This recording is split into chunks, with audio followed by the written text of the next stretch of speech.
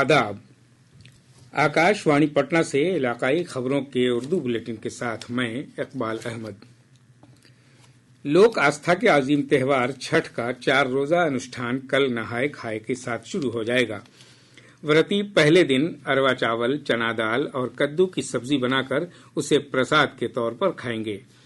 छठ के सिलसिले में राजधानी पटना समेत पूरी रियासत में उत्सव का माहौल है। जिला हेडक्वार्टरों से हमारे नामानिगारों ने बताया है कि छठ घाटों की साफ सफाई और वहां दूसरी तमाम सहूलियात मुहैया कराने के लिए जिला इंतजामिया के साथ मुख्तलिफ रजाकार तंजीमों के अलावा आम लोग भी जुटे हुए हैं। छठ त्योहार के मद्देनजर मुसाफिरों की सहूलत और आरामदेह सफर के लिए रेलवे खुसूसी रेलगाड़ियां चला रहा है। आज रेलवे ने 185 खुसूसी रेलगाड़ियां चलाई हैं।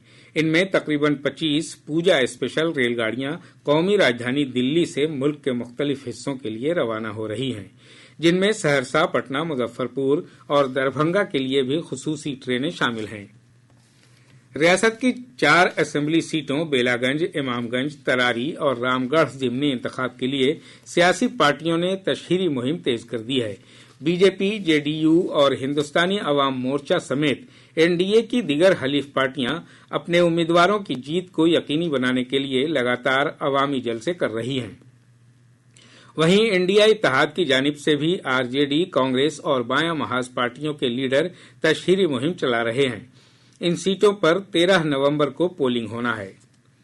लोक जनशक्ति पार्टी रामविलास के रियासती नायब सदर राकेश रोशन ने पार्टी की इब्तदाई रुकनीयत से इस्तीफा दे दिया है। पटना में नामानिगारों से बातचीत में जनाब रोशन ने कहा कि इत्तेहाद की सियासत की वजह से पार्टी को कई महाज पर नुकसान हो रहा है। उन्होंने कहा कि वो तिरहुत ग्रेजुएट इंतखाबी हलके से आजाद उम्मीदवार के तौर पर इंतखाब लड़ेंगे।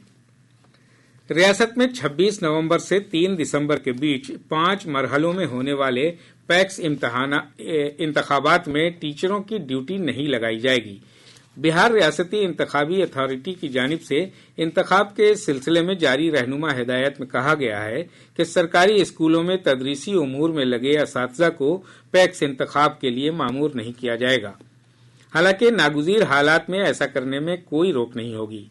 रहनुमा हिदायत में सरकारी कमेटियों के ओहदेदारान और अमले की भी इंतखाबी अमल में तकर्री पर रोक लगाने की बात कही गई है। रियासत में अक्टूबर महीने के दौरान जीएसटी मद में 1604 करोड़ रुपए महसूलात हासिल हुए हैं।